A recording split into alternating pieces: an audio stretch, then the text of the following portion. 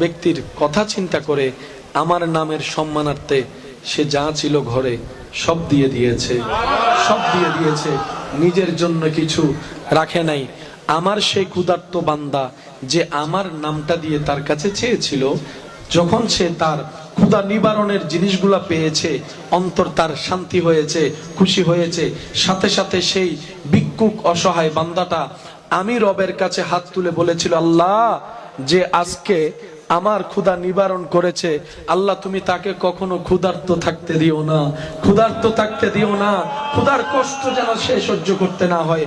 আল্লাহ সে নতুন বিবাহ করেছে, তাদের দাম্পত্য জীবনে তুমি সুখের ব্যবস্থা করে দাও, নেক আওলাদের ব্যবস্থা করে দাও, তাদের জীবনটা সুন্দর করে দাও।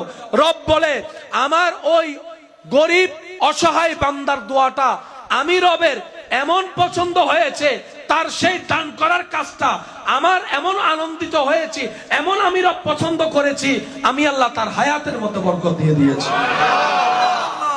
সেজন্য সবসময় মনে রাখবেন, আল্লাহ শুধু উসিলা খোঁজে, কারণ খোঁজে বান্দাকে বিপদ থেকে বাঁচানোর জন্য।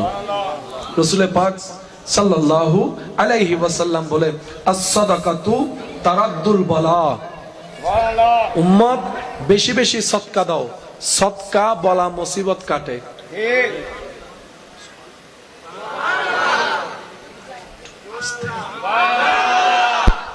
সদকা বলা মুসিবত কাটে।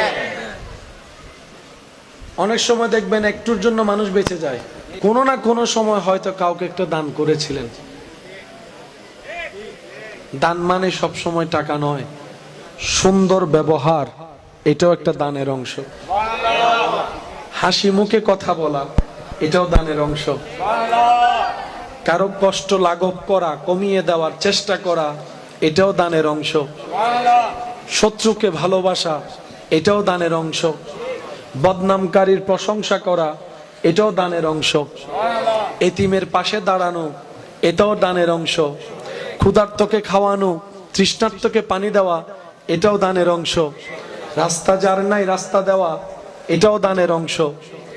অন্যের দোষ গোপন রেখে ইজ্জতে রাখা এটাও দানের অংশ।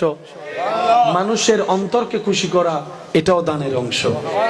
অনেক রকমের অংশ আছে, শুধু রব পছন্দ করলেই হয়।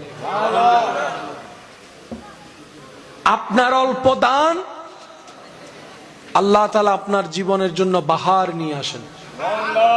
আচ্ছা, 50 কেজি চাউলের বস্তা দিয়ে যদি আপনি 20 জন মানুষের এক বেলার মেহমানদারি করান, বস্তা থেকে কি চাউল